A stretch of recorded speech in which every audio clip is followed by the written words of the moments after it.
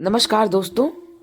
UPPCS के exam में तैयारी के दौरान सबसे ज़्यादा जहां बच्चे फंसते हैं, एस्पिरेंट्स को दिक्कत होती है, वो दिक्कत है कट ऑफ के लूप होल में फंसना और कंसिस्टेंसी से गिरना।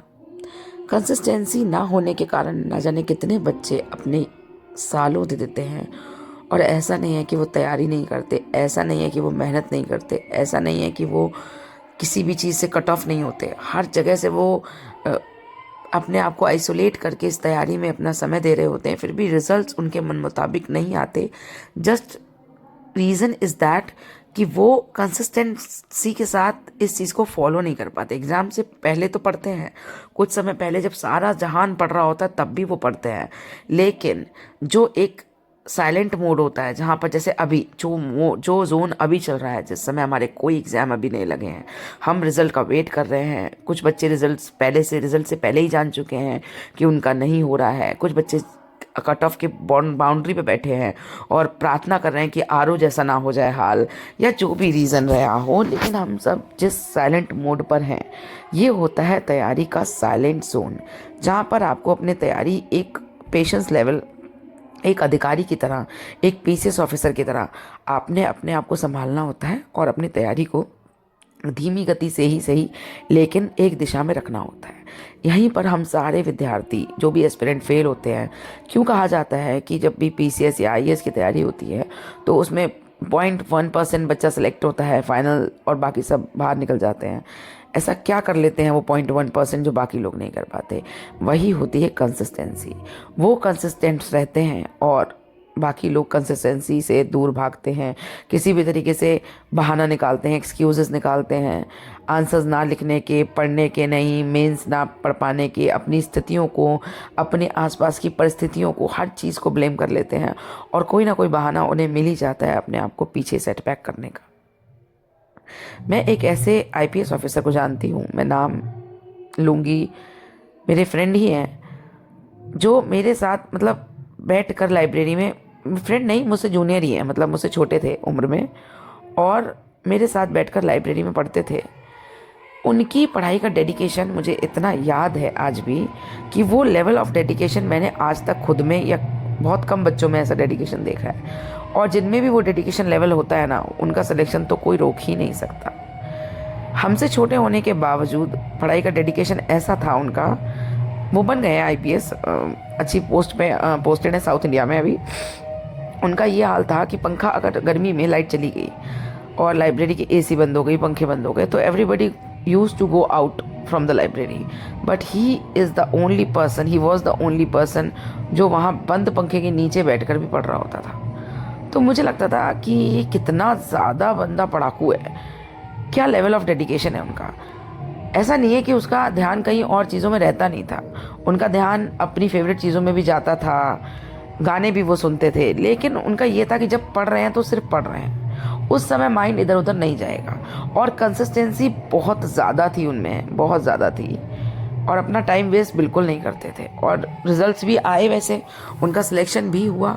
और जब सिलेक्शन हुआ हम सबको पता था कि कहीं ना कहीं, मतलब सबको ही लगता है जब सिलेक्शन होने के बाद कि इसका निकल जाएगा, लेकिन वो खुद बंदा तैयारी छोड़ने की बात कर रहा होता था कि यार मैं थक गया हूँ पढ़ते पढ़ते, now I am going to leave this. अगर हो रहा है इस बार तो ठीक, नहीं हो रहा है तो कोई बात नहीं। मैं कोई IITian था वो, और वो बोलते थे कि मैं कोई ना कोई जॉब कर लूँगा, लेकिन ठीक है अगर हो रहा है, मैंने बहुत सारी ईयर्स दे दिए, अब मुझसे नहीं हो रहा। मतलब इतना ज़्यादा वो पढ़ लेते थे कि उन्हें लगता था कि अब मुझसे पढ़ाई ही नहीं हो पाएगी, अब नहीं पढ़ा जाएगा। मतलब आई एम, कहते हैं ना, शैटर डाउन हो जाना, किसी चीज़ से थक जाना एकदम, इतना ज़्यादा किसी चीज़ में अपने आप को इन्वॉल्व कर लेना। और ये 10 साल, 5 साल, 8 साल, इतने साल डालने की ज़रूरत नहीं पड़ती। अगर आपने वो कंटिन्यूटी, वो डेडिकेशन कुछ महीनों तक दे दिया, कुछ साल तक दे दिया, 1 साल 1.5 साल की प्रिपरेशन में वो डाल दिया, तो आपके रिजल्ट्स आना शुरू हो जाएंगे।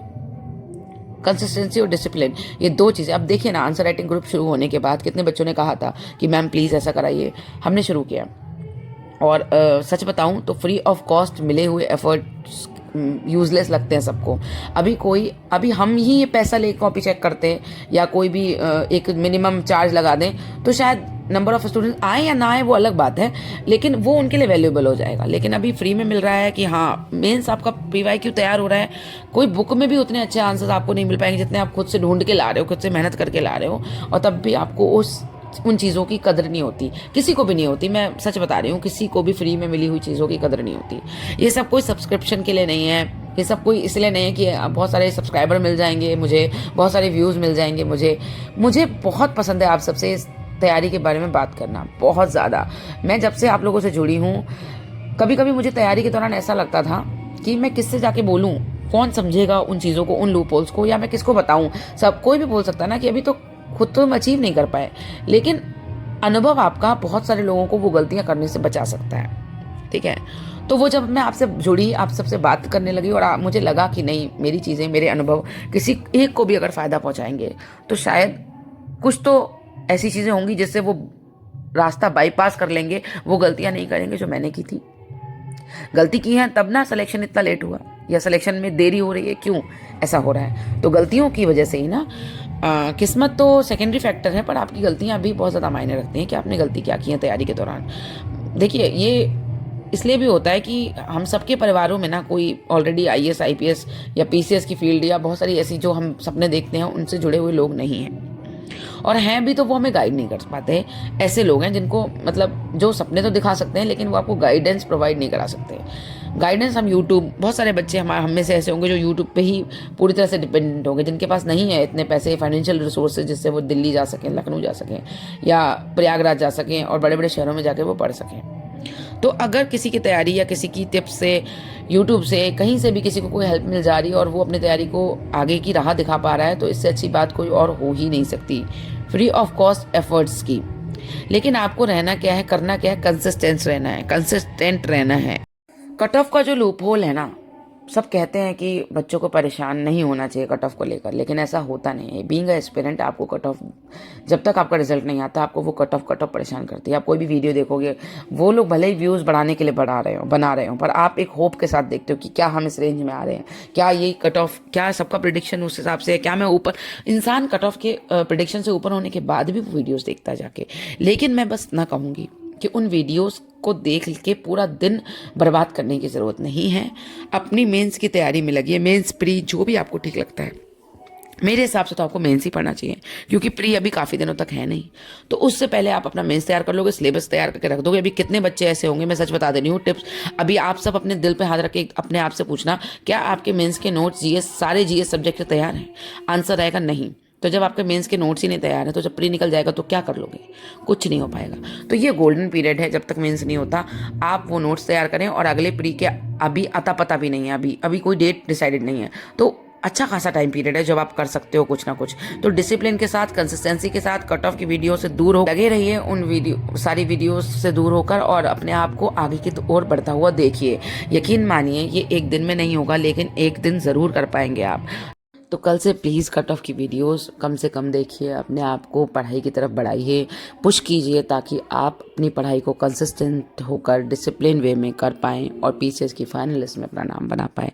तैयारी हमेशा सिलेक्शन के लिए होनी चाहिए। फेलियर्स के एग्जाम्पल्स तो बहुत रहते हैं, सब कोई पढ़ रहा होता है, लेकिन वही एंड में उस लिस्ट में नाम बना पाएगा जो कंसिस्टेंट होगा, जिसने तैयारी में अपने आप से झूठ नहीं बोला होगा और सच बोलकर अपने आप से अपनी तैयारी को पूरी ईमानदारी के साथ किया होगा। तो ऑल द वेरी बेस्ट। और कोई भी डाउट हो, कोई बेझिझक पूछिए कमेंट सेक्शन में, बेझिझक। टेलीग्राम लिंक ज्वाइन कर लीजिए और लाइक और सब्सक्राइब कीजिए।